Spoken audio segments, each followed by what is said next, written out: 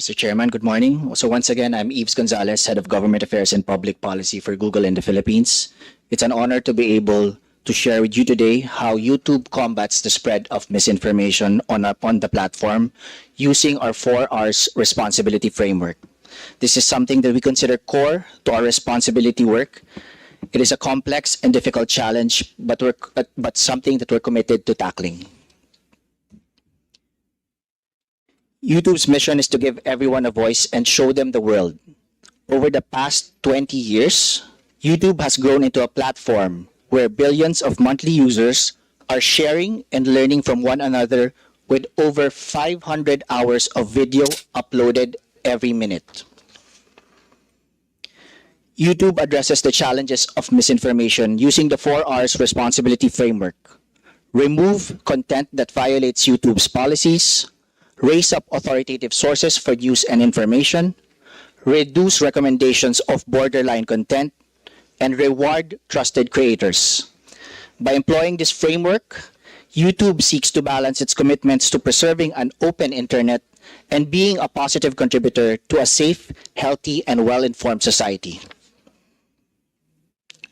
Certain types of misleading or deceptive content with serious risk of egregious harm are not allowed on YouTube and are removed.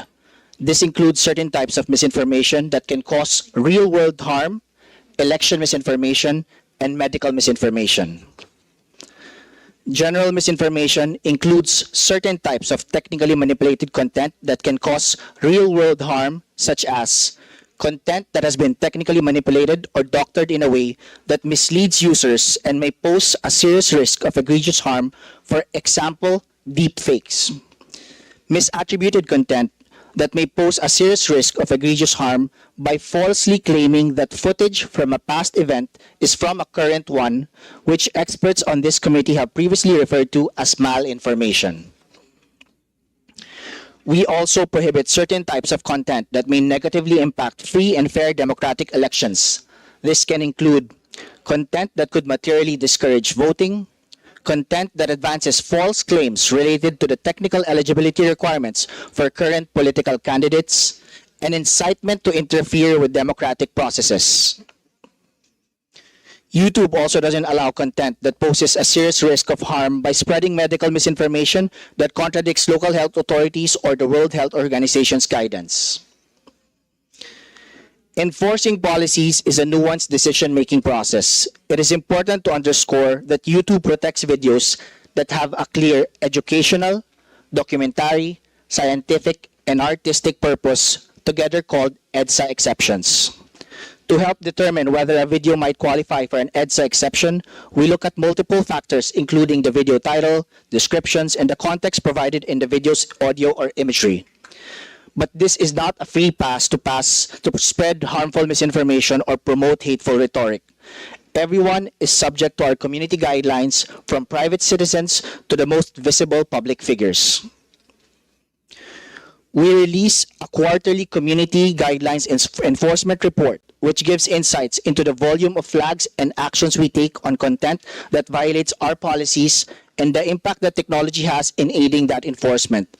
In the third quarter of 2024, we removed over 9.1 million videos for violating our policies, 4.8 million channels, and 1.3 billion comments. In the third quarter of 2024, over 80,000 videos globally were removed for violating our misinformation policies. Content that violates our guidelines is flagged by a mix of automated detection and human reporting. Around 97% were automatically flagged by AI systems, 2% were flagged by users, and 1% flagged by organizations and government agencies. In addition to removing content that violates our policies, we also track the percentage of views on YouTube that are generated by this content. We refer to this metric as the violative view rate, or VVR. VVR is our North Star for measuring our progress on removing content that violates community guidelines as quickly as possible.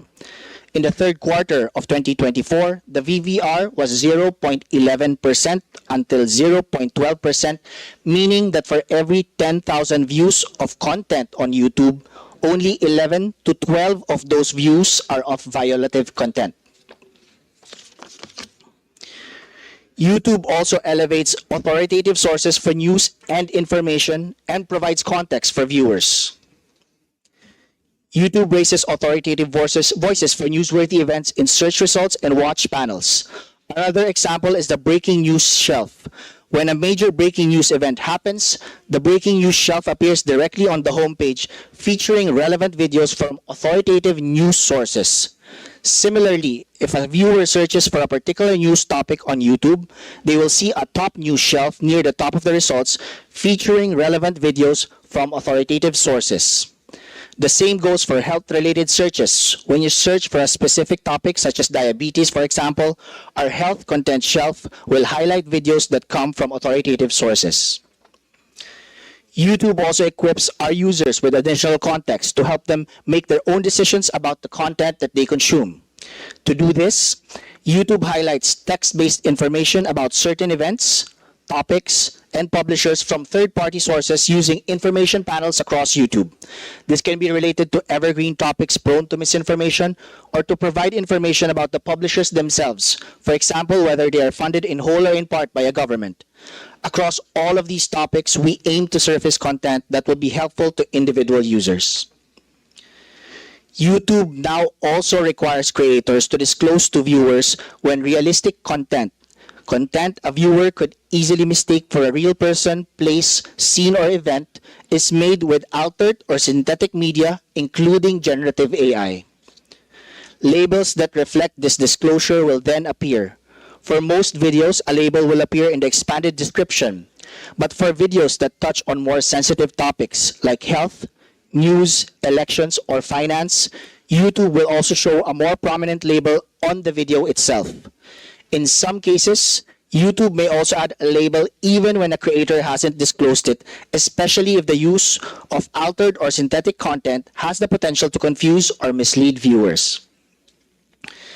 Just as we work to raise authoritative content where accuracy and authoritativeness are key, we also strive to reduce the spread of content that, while not violating our policies, can still misinform users in harmful ways. This might include conspiracy theory videos or content that brushes the line of what is acceptable. While this content can remain on YouTube, we don't recommend it to users or surface it prominently in search results. Finally, for 15 years, YouTube has had a revenue sharing model, the YouTube Partner Program or YPP. YouTube views monetization on its platform as a privilege. Creators must be accepted into YPP to be eligible to monetize their content. A key eligibility requirement for YPP is to follow YouTube's monetization policies, which include our community guidelines, terms of service, and advertiser-friendly guidelines. These policies apply to creators' channels as a whole and not just to individual videos. Over the past few years, YouTube has taken steps to strengthen the requirement for monetization so that spammers, impersonators, and other bad actors can't hurt the system or take advantage of creators meeting the eligibility requirements. Because of this unique model, YouTube has a natural, long-term incentive to live up to its responsibility. Advertisers, viewers, creators, and media partners do not want to be associated with harmful content. YouTube works hard every day to make the right calls on balancing openness and responsibility, and its advertisers, users, and creators hold YouTube accountable. For more information, we are sharing these 3 links for the benefit of the committee. With that, thank you again, Mr. Chairman, for this opportunity to share our inputs with this committee today. Thank you. Nagustuhan mo ba ang video? Huwag kalimutang mag-like, mag-subscribe at mag-share ng video. Hanggang sa muli.